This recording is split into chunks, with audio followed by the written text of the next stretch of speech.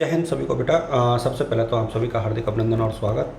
और इस वीडियो में मैं आप लोग के साथ डिस्कस करने वाला हूं बीए फाइनल ईयर के पब्लिक एडमिनिस्ट्रेशन के फर्स्ट पेपर के ऊपर। ध्यान रहे, मैं पहले फर्स्ट पेपर के वीडियोज डालूंगा, इसके बाद सेकंड के। और क्रम लगभग यही रहेगा, जैसे जैसे मैंने फर्स्ट पेपर के वीडियो डाले उसी क्रम में मैं सेकंड के भी अपलोड कर दूंगा। देखिए, दो पेपर जिनके आपके 100 नंबर के होने हैं। और पहला पेपर जो है प्रशासनिक चिंतकों का है। यदि आप लोग बुक से पढ़ते हो तो सुरेंद्र कटारिया जी की बुक बहुत अच्छी आती है इसमें।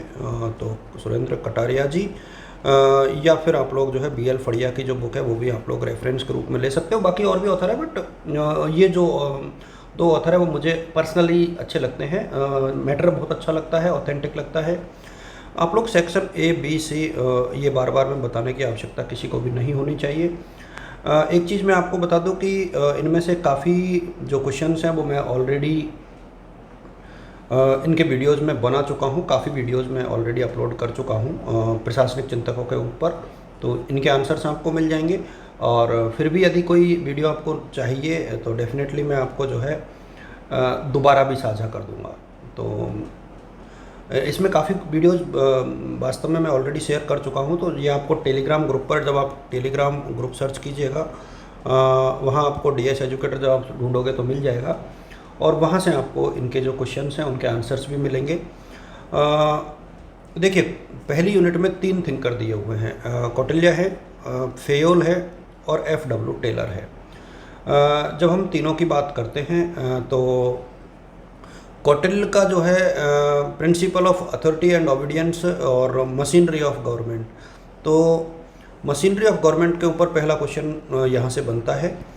यदि हम लोग बात करें तो हेनरी फेयोल के संगठन के सिद्धांत बहुत महत्वपूर्ण है। और टेलर आपको पूरा पढ़ना है। टेलर में कोई इम्पोर्टेंट नहीं है, सब कुछ इम्पोर्टेंट है। यानी आपको वैज्ञानिक प्रबंधन भी पढ़ना है और आपको जो टेलरवाद है उसका सिद्धांत और उसके प्रभाव जो है वो पढ़ने हैं। तो यहाँ से ये क्वेश्चन इंपॉर्टेंट है। अच्छा, दूसरी यूनिट से हम लोग देखें तो administrative ideas of Elton Mayo, Bernard Herbert Simon, ये 3 हैं। और इनमें से भी देखिए, या तो 2 रणनीति आपकी हो सकती है, या तो आप कोई 2 थिंकर पूरे पढ़ लो, ठीक है। हालांकि दोनों के सिर्फ तीनों के 2-2 ही टॉपिक दिए हैं। देखिए, हॉथॉर्न एक्सपेरिमेंट के ऊपर मैंने पूरा वीडियो बनाया हुआ है और ह्यूमन रिलेशन अप्रोच के ऊपर भी वीडियो बनाया हुआ है। दोनों ही इम्पोर्टेंट है। तो दोनों में से एक क्वेश्चन के आने की संभावना हमेशा से बनी रहती है।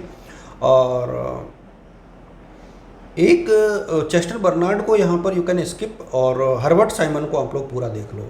देखो, decision making as heart of administration, यानी प्रशासन के हृदय के रूप में निर्णय निर्माण प्रक्रिया क्या होती है और इसकी प्रमुख स्टेज कौन कौन सी हैं।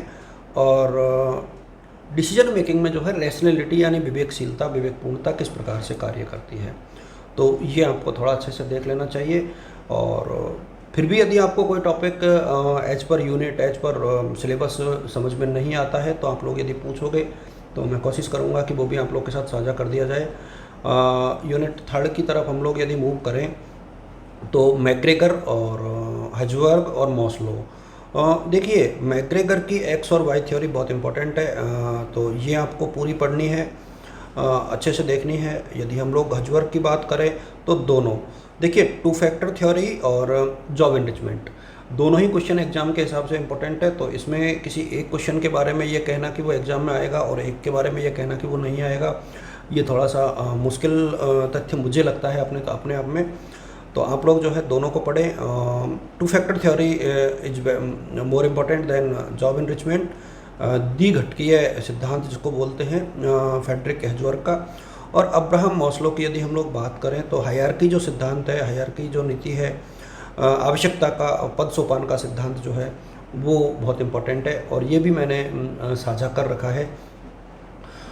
इस पेपर के काफ़ी वीडियोज़ ऑलरेडी अपलोडेड हैं, तो आप लोग देख सकते हो। FW रिग्स की यदि हम लोग बात करें तो साला मॉडल जो है प्रिज्मेटिक सोसाइटी जो है, इसका भी वीडियो अवेलेबल है और इम्पोर्टेंट भी है। मैक्स वेबर के तो दोनों ही इम्पोर्टेंट है, आइडियल टाइप ऑफ ब्यूरोक्रेसी भी और अथॉरिटी।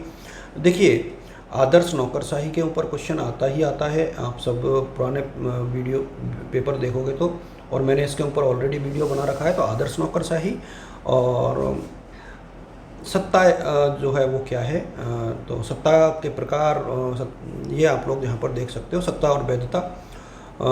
यदि हम लोग क्रिस आर्ग्रेस के ऊपर, हाँ इसके ऊपर मैंने अभी तक कोई वीडियो नहीं बनाया है, कोशिश करूँगा कि क्रिस आर्ग्रेस के ऊपर जो है कुछ एक वीडियो बनाया जाए। ऑर्गेनाइजेशनल थ्योरी जो है फ्यूजन मॉडल आपको देखना चाहिए, बहुत इंपॉर्टेंट है क्रिस आर्ग्रेस का। और यूनिट 5 की तरफ हम लोग यदि मूव करें, देखिए तीनों ही विचारक आधुनिक हैं, चाहे रैंकिस लिंकर्ट हो, चाहे पीटर एफ ड्रकर हो, चाहे ड्रॉर हो।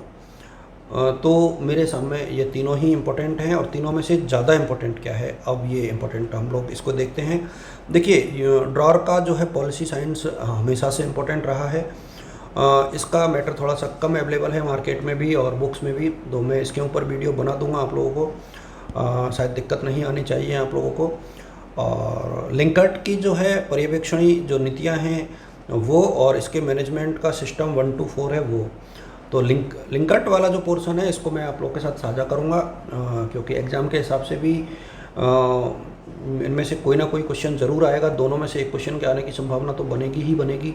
तो दोनों जो टॉपिक्स हैं उनको मैं आप लोग के साथ साझा कर दूँगा। पीटर एफ ड्रकर की बात करें, देखिए आएगा तो कोई, अब यहाँ पर तीनों में से ही क्वेश्चन बनते हैं, क्योंकि यहाँ पैटर्न थोड़ा सा ऐसा है कि आप लोग देखोगे कि 2 क्वेश्चन 10-10 के आने हैं, तो कोई भी 2 10-10 के आ जाएंगे और एक 20 नंबर में आ जाएगा। तो ये तो तय है कि तीनों में से ही, यानी तीनों ही जो थिंकर हैं उनमें से एक एक क्वेश्चन सभी यूनिट्स में आने की संभावना है, तो उसी के अकॉर्डिंग आपको पढ़ना तो पड़ेगा। फिर भी आप लोग जो है थोड़ा सा इन डेप्थ पढ़ोगे तो क्वेश्चन ज़रूर अच्छे से हो जाएगा। और मैनेजमेंट बाय ऑब्जेक्टिव्स यानी उद्देश्यों द्वारा प्रबंधन और इफ़ेक्टिव कार्यपालिका दोनों के ऊपर भी क्वेश्चन बनता है, तो इन सब को मैं आप लोग के साथ साझा करूँगा। और देखिए इस पेपर में, इस पेपर की खास बात बस यही है कि ये जो पेपर है इसमें यदि आप थिंकर्स की एक तो जो ट्रिक्स है पढ़ने की वो मैं आपको बता दूं। एक तो जो भी थिंकर आप पढ़ रहे हो उसकी कम से कम 3 से 4 पुस्तकों के नाम रटिए। देखिए ये आपके लिए बहुत ज़रूरी है कि जब आप किसी भी चीज़ को पढ़ रहे हो तो उसके बारे में आपको थोड़ा सा आइडिया होना चाहिए। तो जब आप थिंकर्स की बुक्स पढ़ोगे, एक उनका टाइम पीरियड यानी उनका जो एरा है, कब से कब तक उनका कार्यकाल रहा और कब उन्होंने अपने सिद्धांतों को दिया, ये भी एग्ज़ाम के हिसाब से काफ़ी इम्पोर्टेंट बन जाता है। तो ये कुछ चीज़ें हैं, और मुझे लगता है कि शायद आप लोगों को ये जो टॉपिक्स हैं इनको बहुत गंभीरता से लेते हुए आगे बढ़ना चाहिए। और जहाँ भी आपको लगता है कि सर आपके हेल्प की ज़रूरत है, देन डेफिनेटली मैं आप लोगों के साथ वीडियोज़ के माध्यम से चीज़ें साझा करूँगा। मैंने पहले भी कहा है कि सुरेंद्र कटारिया जी की बुक बहुत अच्छी है। प्रसाद एंड प्रसाद जो है सिर्फ कॉम्पिटिटिव एग्ज़ाम्स के लिए मानता हूँ मैं, कॉलेज के बच्चों के लिए तो मैं सजेस्ट नहीं करूँगा, क्योंकि लैंग्वेज काफ़ी टफ़ लगती है, ख़ासतौर पे हिंदी मीडियम में। इंग्लिश में अच्छी है बट एग्ज़ाम के हिसाब से ये नहीं है, ये यूपीएससी के पर्पज़ से बुक मुझे लगती है। I think this is sufficient for you. Wishing you all the best और गुड लक।